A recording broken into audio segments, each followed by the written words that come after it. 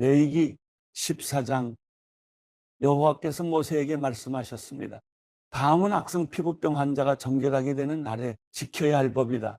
그는 제사장에게로 가야 한다. 그리고 제사장은 이스라엘 야영지 밖으로 나가 그를 살펴보아라. 악성 피부병 환자가 그 병에서 나았으면 제사장은 정결 의식을 받아야 할 사람을 위해 살아있는 정결한 새 2마리와 백향목과 주홍색 실과 우슬초를 가져오라고 명령해야 한다. 제사장은 새들 가운데 1마리를 샘물이 담긴 토기 위에서 잡으라고 명령해야 한다.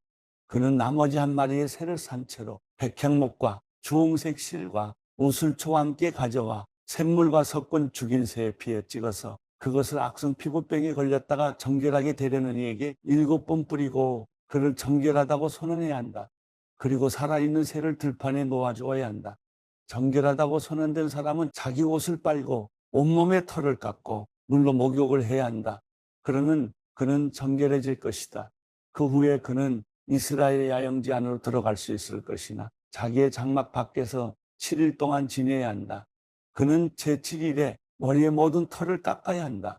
곧 그는 수염과 눈썹과 머리카락 모두를 깎아야 한다. 그는 자기 옷을 빨고 물로 목욕해야 한다.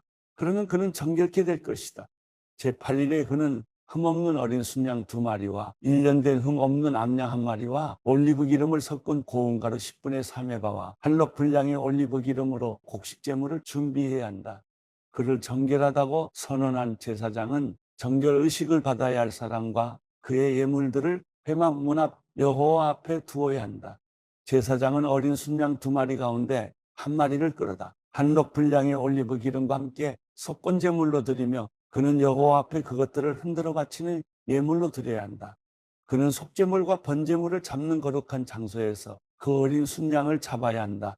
속죄제처럼 속건제물은 제사장에게 속한다. 그것은 가장 거룩한 것이다.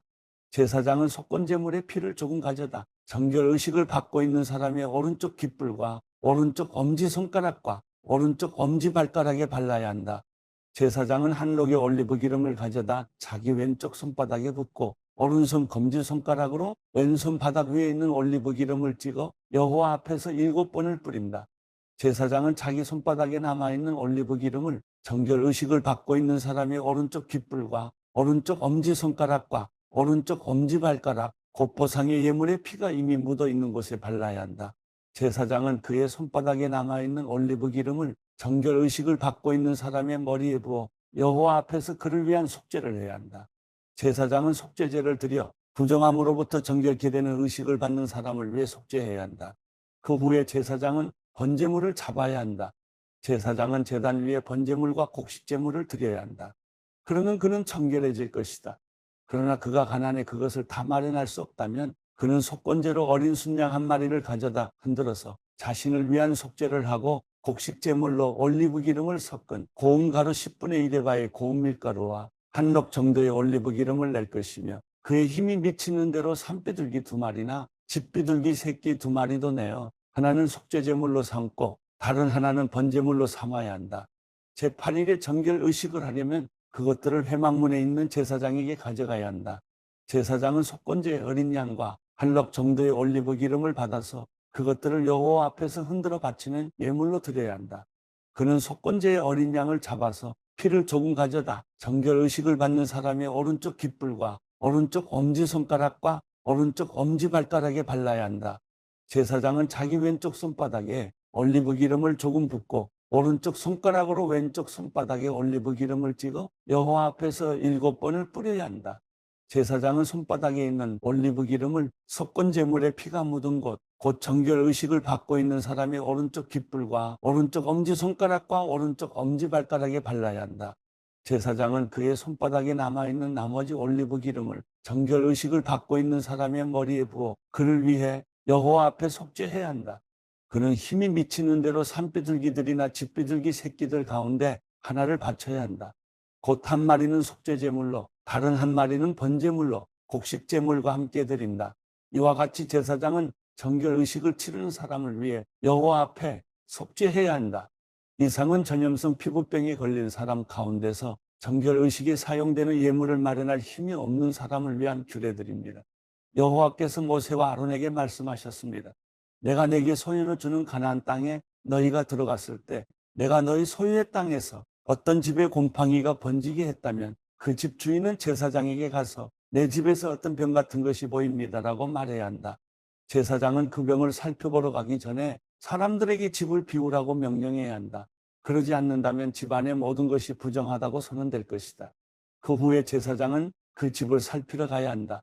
제사장이 그 병을 살펴보아 그 병이 집의 벽에 푸르스름하거나 불구스름한 부위로 나타났고 그것이 벽면보다 움푹 들어가 있는 것처럼 보인다면 그는 집의 문을 통해 집을 나와서 그 집을 7일 동안 폐쇄해야 한다. 제7일에 제사장이 다시 와서 살펴보아 그 질병이 그 집의 벽에 퍼져 있으면 제사장은 사람들에게 오염된 돌들을 떼어내서 도성 밖에 부정한 곳에 던져버리라고 명령해야 한다. 그는 집의 모든 안쪽 벽들을 긁도록 하고 사람들이 긁어낸 흙벽을 도성 밖에 부정한 곳에 버리도록 명령해야 한다. 그 후에 사람들은 원래 돌들의 자리에 다른 돌들을 대신 끼워 넣고 새 진흙을 구해서 그 집 벽에 발라야 한다. 그 돌들을 떼어내고 집의 벽을 긁어내어 다시 흙을 바른 후에도 질병이 집 안에 생겼다면 제사장이 가서 살펴보아야 한다. 그 질병이 집 안에 퍼져 있다면 그것은 집 안에 생긴 악성 곰팡이니 그 집은 부정하다. 그는 그 집의 돌과 목재와 집의 흙벽을 허물 것이며 그는 그것들을 도성 밖으로 내보내서 부정한 장소에 두어야 한다. 게다가 그 집이 폐쇄되어 있는 동안 그 집에 들어가는 사람은 그날 저녁까지 부정할 것이다. 그 집에서 자거나 먹는 사람은 자기 옷을 빨아야 할 것이다. 그러나 제사장이 그 집에 가서 살펴보았을 때 그 집의 벽에 흙을 바른 후에 질병이 퍼지지 않았다면 제사장은 그 집을 정결하다고 선언해야 한다. 이는 그 병이 치유됐기 때문이다. 그 집의 정결 의식을 위해 백향목과 주홍색 실과 우슬초와 함께 새 2마리를 가져와서 새들 가운데 1마리를 샘물이 담긴 토기 위에서 죽여야 한다. 그리고 살아있는 새와 함께 백향목과 우슬초와 주홍색 실을 가져다가 죽은 새의 피와 샘물에 그것들을 적셔 그 집에 7번을 뿌려야 한다. 그는 새의 피와 샘물과 살아있는 새와 백향목과 우슬초와 주홍색 실로 집을 정결하게 해야 한다. 그는 살아있는 새를 도성 밖에 들판에 놓아주어야 한다. 그런 식으로 그는 집을 위해 속죄해야 하고 그러면 그 집이 정결해질 것이다. 이상은 악성 피부병, 백선, 겉옷이나 집 안에 있는 곰팡이, 혹이나 발진이나 점에 관한 규례로 정결한 것과 부정한 것을 판결하는 것입니다. 이상은 악성 피부병에 대한 규례입니다.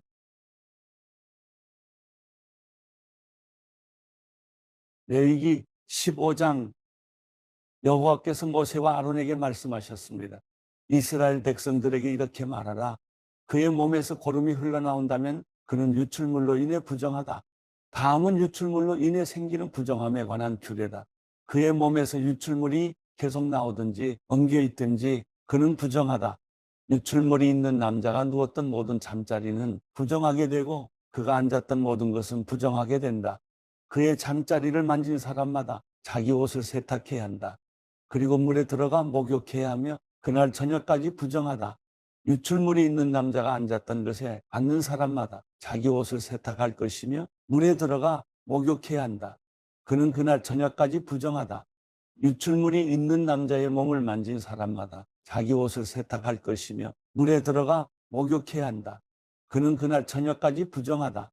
유출물이 있는 남자가 정결한 사람에게 침을 뱉었다면 그 사람은 자기 옷을 세탁하고 물에 들어가 목욕해야 한다. 그는 그날 저녁까지 부정하다. 유출물이 있는 남자가 탄 한 장은 부정하며 그가 앉았던 것을 만진 사람마다 그날 저녁까지 부정하다.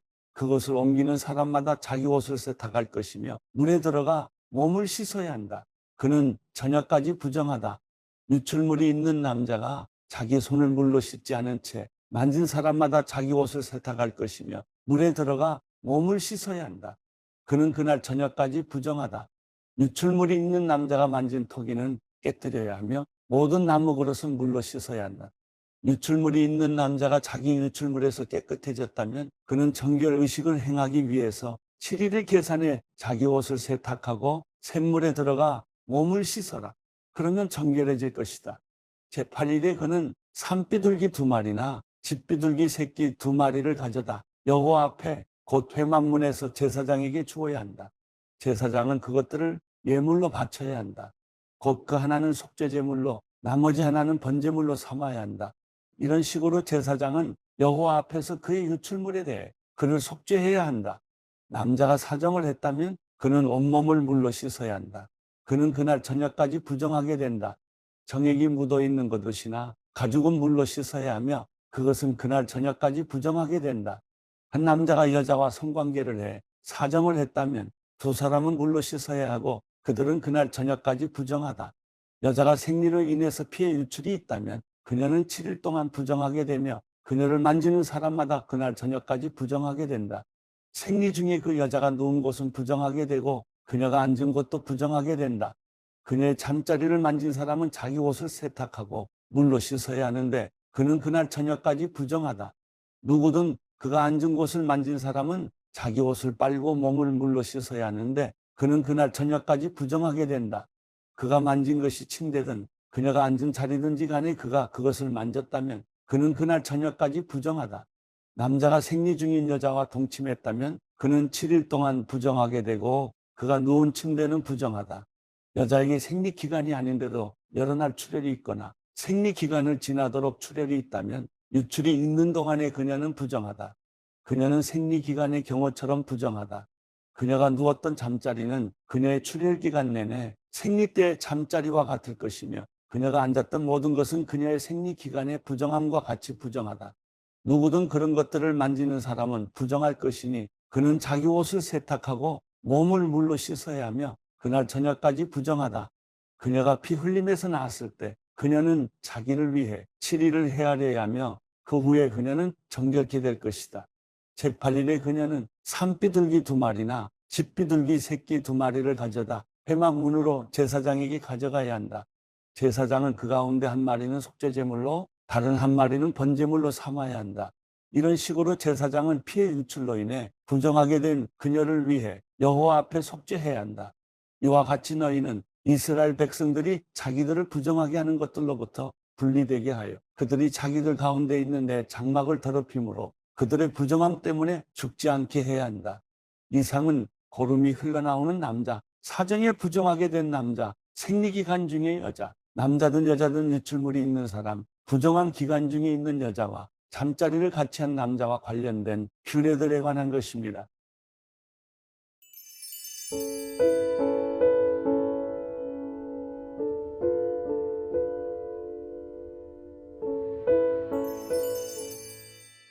시편 38편.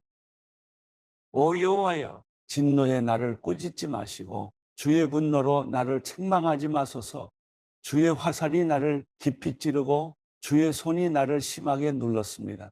주의 진노 때문에 내 몸에 멀쩡한 곳이 없고 내 죄 때문에 내 뼈가 성하지 못합니다. 내 죄들이 무거운 짐처럼 나를 짓눌러 내가 감당할 수 없습니다. 내 어리석음 때문에 내 상처가 골마 터져 악취가 납니다. 내가 괴로워서 몸을 심히 구부린 채 하루 종일 신음하며 돌아다닙니다. 내 등이 지글지글 타는 것처럼 아프며 내 몸에 멀쩡한 곳이 없습니다. 내가 힘이 없고 심하게 상했으며 마음이 괴로워 신음합니다. 오 여호와여, 내가 바라는 것이 다 주 앞에 있습니다. 내 한숨 소리를 주께 숨기지 않겠습니다.